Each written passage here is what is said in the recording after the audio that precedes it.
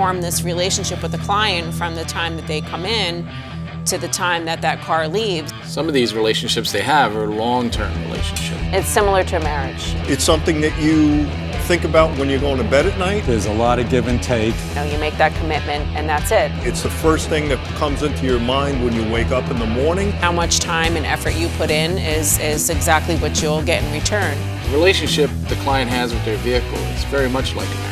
There's highs and lows. It's all about the satisfaction that you're going to get of a job well done. The relationship we have with Gil and Linda and the vehicles is like a marriage. That relationship the client has with that vehicle, we share that with them. So we're both married to the ride. Gil and Linda are married to the rides.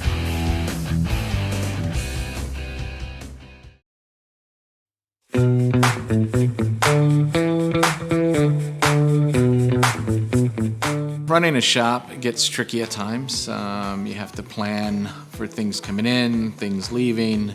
There's that whole dance of these projects coming in and out. So it's very important to kind of gauge where things are at. Projects have stages. So, you know, for instance, the 1966 Corvette that we have, it's at the beginning. We're just replacing the nose on that. You know, you have things that are just starting out. Right now in the shop, these Bronco projects coming in. So that's going to be in the beginning stages of it. So that's something that I took in knowing that something else may be finished. And then there's the midway point where you start to feel comfortable, that you can almost see the light at the end of the tunnel. Things are done, major things are done. And I would say right now that's the black 1955 Chevy. Guido got the panels done, the headliners in, the dash is all done. Julio's got the front seats all wrapped up. He's working on the rear seat currently. So that's a kind of a critical point. We feel good about it. The Tempest, you know, you have your midway point. So now it's back from paint, but now you have to obviously dress everything under the hood, inside, exterior. You also have your pretty much ready to go. You know, you're just finishing up stage, which is your 1937 Chevy truck that we have. Just kind of waiting on little things like bumpers, wheels, to test drive it when we can, when there's no more salt on the road. Speaking of final stages, I would say the 1970 Cuda is probably a great example of a project that's reaching the home stretch, you know, where it's like, okay, you got the punch list out, you know, you got the whiteboard, you got the list of what's left on it. So that 70 Cuda, the trunk's done, headliner's done, seats are done, panels are done. Tyler's doing some last minute things with some trim. But right now we're at the center console stage. So the only thing left is the actual center console and the dash. I mean, the carpet's done, kick panels, I mean, audio. You know, you have your kind of random in and out detour sort of projects, and that would be our 86 Porsche that we have. The Boomerang. Actually, it's kind of like a boomerang. It was here, it left, and now it's back. The client changed his mind and decided he didn't like the bumpers that he originally chose. The 1986 Porsche. I will say this time it's back with a rendering. So we do have a sort of a roadmap of what this thing needs to look like. But for me, knowing, you know, the truck is just about done, so I know now we can bring in our next project, which I won't tell you about. It'll be a surprise. But I know now that we're at that point, I can start bringing in the next project to go through. So you'll have your beginning, your middle, your end. For me, that's how I keep everything going, and that's how I know when to schedule the next thing, or, you know, what parts to order next, at what stage we're going. This way we don't have a ton of stuff, you know, laying around. Those are the stages, and then you just got to manage it. You know, you got to manage what's coming in and what's getting done, and then what's leaving. And then on top of that, you have a very difficult client on the other side of the building who wants all their stuff done. So every once in a while, you got to appease them. You do a couple of seats, you send it out there, they're all happy and stuff. And you do a little more and send it out there, and they're happy. So, you know, it's a balancing act, keeping everybody happy.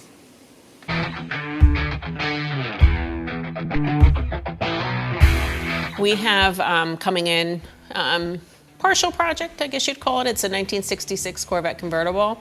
What's happening is that the current nose that he has on there keeps blistering and bubbling. Initially looked at it, saw some blistering, some bubbling in the front end. It looked like it was just bad repair jobs.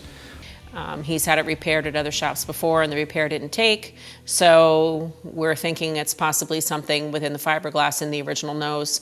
A client has ordered another nose, a brand new nose. So we were kind of waiting to get him in the timeline until he received that. He has received it.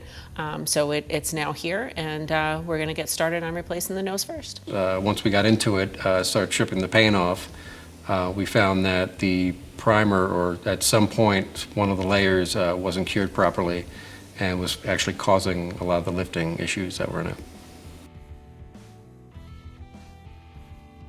They put a later model rear end on here, so they had to re-drill the holes and just fill them with body filler. So when the body filler shrunk comparatively to the fiberglass, it left those little imperfections, little marks from where the old holes were. With the nose coming off, you have to take some things out of the engine bay. You don't have to completely take the motor out, which is thankful. First order of business is to start to disassemble the car. So first off, we do have to pull out the dash. All the interior has to come out of it, you know, the seats, the carpet. The dash comes out, all the gauge clusters and everything to get in there, because to get the windshield out, all that molding and stuff also has to come out. So it's just easier to literally remove everything out of the car and strip it down. Usually when it comes to detrimming, I look to Rich. So he's the one that's going to be helping Bob detrim the 66 Corvette. And he's so meticulous. You know, he'll take everything off, bag it, tag it, make sure everything's good. But he's very good at making sure, okay, this is what we need, but I'll save what we have just in case we need to refer to it. But he's my go-to guy for disassembly for sure. So today in the 1986 Porsche, Bob is working on fabricating the rear bumper to match the rendering. Kind of tricky to make sure that you're getting the proportions correct, not, you know, just on the picture, but, you know, in reality when you're actually looking at it. Once that's complete, and I think he's just about there as far as the actual fabrication of it, he will have to body work the entire thing and get it smooth and then prime it just so it's one color. It's easier for the IT guys to come in and scan the rear. It'll be consistent if it's all one color, because we do have a diffuser that's going to be going as part of the rendering, so they have to be able to make that. So up next on the orange 1969 Camaro, Tyler's got his work cut out for him.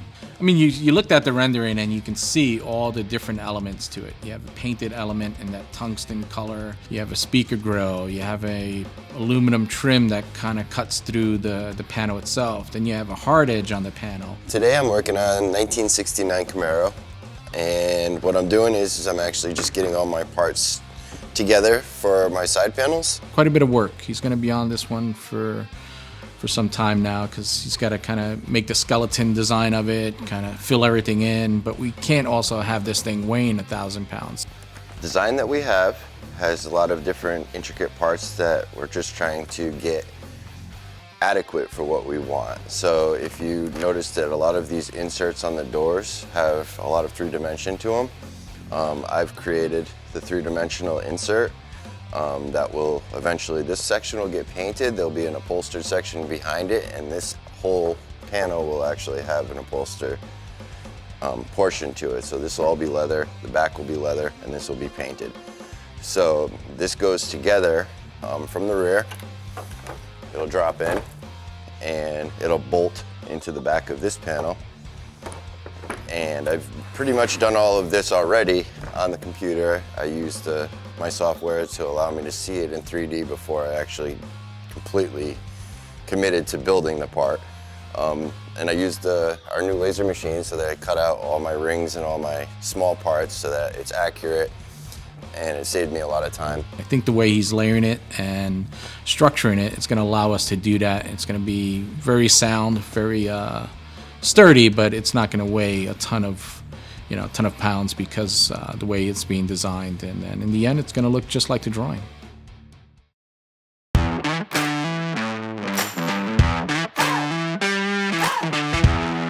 So now that everything has been detrimmed and removed that is necessary from our 1966 Corvette convertible, Bob and Rich are going to start removing the old nose.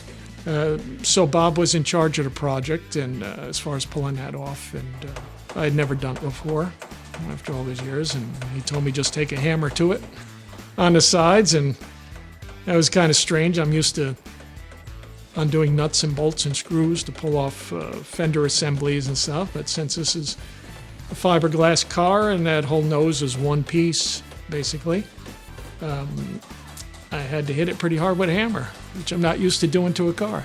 I can't ever say that we've taken hammers to a car before, but that's pretty much, that's the process, and that's what in the industry, that's how you remove that. So that'll be going on today. It should be interesting. I'm going to have anxiety for sure about that one.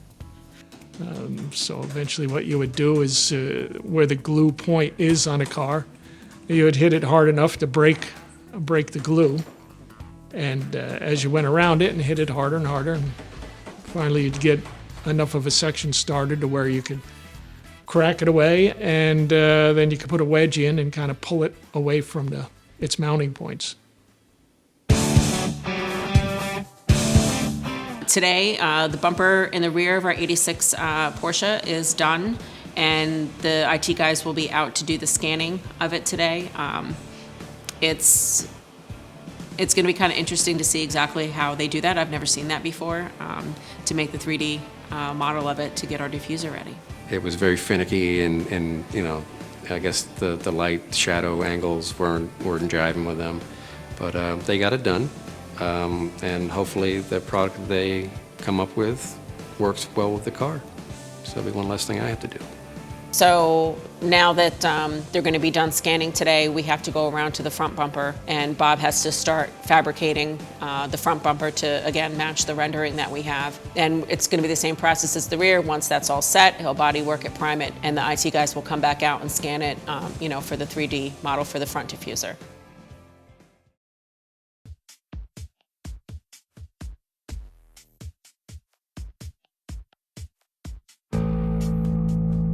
So on the 1969 Camaro, we are at a critical stage where we're just kind of wrapping up some of those earlier pieces of it. We still have quite a bit to go, some complicated pieces, but Guido's got the package tray all wrapped. We're waiting on some painted grills to pop in. So now that Guido has this package tray all wrapped in leather, the last piece of this puzzle that is related to the package tray is this center console waterfall. So now if you see the picture that we have, the center console goes down the center of the car, then goes back up. There's one solid piece over onto the back deck lid. So this whole thing is going to actually continue all the way up forward, blend into the front, encapsulate the shifter, and then bring itself as one piece back to the back of it, so the seats can kind of sit between it. And then Julio's got the rear seat all set, which was very critical to get that in to finalize the back area. So kind of at the same time as Julio working on the rear seat, Guido's working on the rear panels, because that all has to go together pretty cohesively. I mean, right? The measurements are very precise. I mean, the way Tyler built this interior, everything goes in, there's very little tolerances. I mean, everything's exact to the thickness of leather, so it's kind of this orchestra of things going on, and everything has to be precise. So once the package tray is in, the next step is Tyler can go ahead and finalize the center console waterfall, which is a very complicated piece because it's wrapped in leather, but there's also an insert that needs to be painted, so bodywork and painted that titanium color to match the door panel inserts. So, and then it's the roll bar, where Guido's gonna have to get in there. We're gonna pull the windows out, and then Guido's gonna be in there for a few days. He's gonna have to get the templates done on the roll bar, and then he's got to glue everything in place, and then Guido's gonna have to hand stitch an entire roll cage, a multi-point roll cage. So needle and thread and lots of patience. That's gonna be a painful work. What I understand, it requires a lot of stitching. But the problem is, I got to do it inside the car. That's gonna be painful, right? But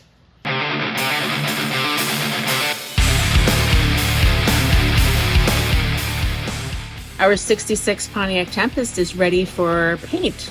Everything has been edged, everything's been put together, gapped perfectly. And now we paint the entire body, and once that's complete, we start assembly, which is the really fun stuff. The seats are started already. They look beautiful, the front seats for the Tempest. We actually have this nice leather here. It's a little dirty. Things get dirty over here. But you can kind of see that blue. But everything is pretty much going to be, you know, a nice monotone, very even, blue on blue here. Back in the day, they used to do that, and we were kind of trying to throw a little nod at it. And this was originally blue as well, you know, when it was born in 1966. So we're excited about this next step. It's paint day. It's paint day for the Tempest. Paint day is always my favorite day. I mean, not that I don't love the mechanicals. Okay, we have the 66 Tempest in the booth. A lot of metal work went into it, a lot of body work went into it. Bob and Corbett did a beautiful job. Gaps are beautiful. It's all straight. Right now it's in there. We got sealer, we got 4 coats of base on it. Linda's really happy with the way this car came along. We got about 4 more coats left to go. I'm gonna go straight to clear.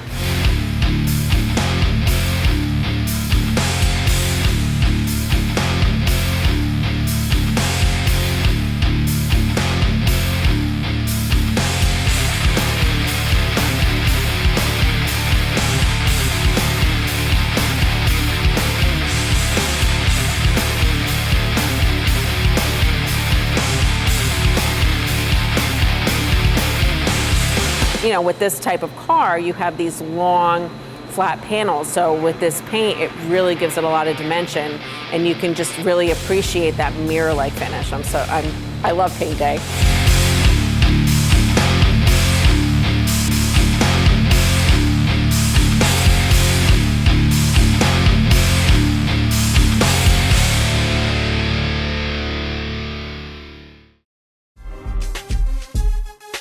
So it's been a crazy busy week, Yeah. crazy busy year. I saw the Tempest is back. Yes, it is. The booth, nice and painted. Yeah, it looks great. Looks gorgeous. I love the color. Seats are done. Yeah, I saw that, but if you see on this rendering, it's all done. Yeah. Do you have all this or no? Oh, I have it. It's right here on the paper. So my plan is to blow this up and then tape it to the windows, and then you look in, it's done. I'm sure the client will love that. Sit on a piece of paper. Yeah, well, the seats are done. Only 2. What about the other people that want to go for a ride? I'll just finish it with some AI or something. Okay. So, no, it's not overly complicated. Rear seats, basically stock-ish. Door panels are kind of similar to original panels, just some extra stitching. So, I mean, really the work is the console and the trunk area, which we're not going to go crazy with it too. I mean, this is basically show/driver car. So, yeah. Confident we'll get this thing wrapped up. We're going to do a nice suede headliner in it. So we'll have the Alcantara, we'll have the nice leather. This would be a beautiful show Okay, style. and then the headliner, the glass can be in, that's fine. It's not like a Ford. Glass can be in. We're going to do the interior trim. Just Jay has to color match it to the leather, or the suede probably makes more sense. And then that'll be done. So. Okay. And then I see the Porsche is back as well. The rear bumper is all set. I got the thumbs up from Mike, the owner, and they came out and they scanned it to make the buck for the bottom diffuser on that. And Bob did start the front. I know that we're waiting on another rendering because we kind of moved the bottom diffuser back. Okay. And Bob did have a question on the lights in the front. I know that the owner ordered new lights that are coming LED. I think they're pretty much the same shape. So we're working with the old ones. Yeah, I'll bring it up. Yeah, but this was a question here, this little area here. But he's, the top's pretty much going to stay the same. So he's just working on the top portion right now. Because we do have to get that set so they can come out and scan for the diffuser for the bottom. This way, that'll be all done. Interior rendering is all updated, approved. I made a couple of changes. We're doing some wood grain in the gauge area. We got rid of the visible speaker there, made it more kind of modern design, kind of hard line, so it kind of is hidden there a little bit. Darkened the carpet, and then we have audio hidden in the back package tray seating area. So a couple of subtle changes, but we all agreed on this. Same interior door handles. Okay, anything that sticks out that you need from us? No, All it's going to be pretty straightforward. Okay. Got a lot of projects coming up, so we gotta wrap these up. I know. I had a client stop by earlier today, and I told him, I said, you're like 9 months out to even start booking a full build, so. Yeah, I just want to get a handle on the Tempest, the Porsche, the 55 Chevy, because we got the Broncos coming in, so we're gonna clear some workspace there and get these done, so. Yeah, I actually have quite a few things that require interior shop work, so I'm not waiting, you know. Busy year. Otherwise, the car goes over on your side. Take care of it. And it can wait. Take care of it next year.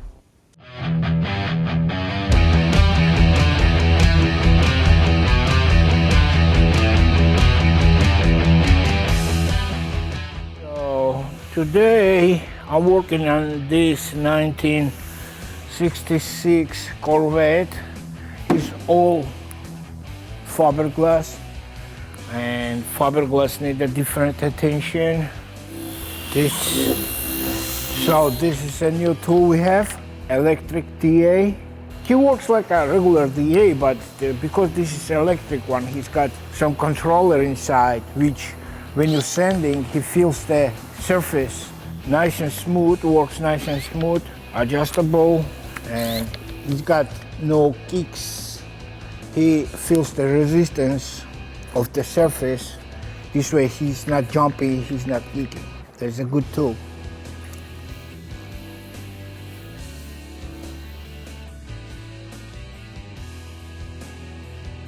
Hey, what's up, guys? My name is Juan Munch Gonzalez, and I'm here to represent Indasa USA in Fairfield, New Jersey. And I'm here at GCD Auto Studio in Florida, New York with Gil and Linda. And I'm here to set them up with the whole mobile dust extracting unit and all their new sandpapers for their shop. So remember, whether it's restoration work or vehicle maintenance, GCD Auto Studio is the place to contact for all your classic car needs. We'd love to be married to your ride as well. Like this show? Want more? Then head to WatchPTTV.com, the new 100% free PowerTube TV streaming network. Home of the best classic and new motorsports racing and build shows on the web.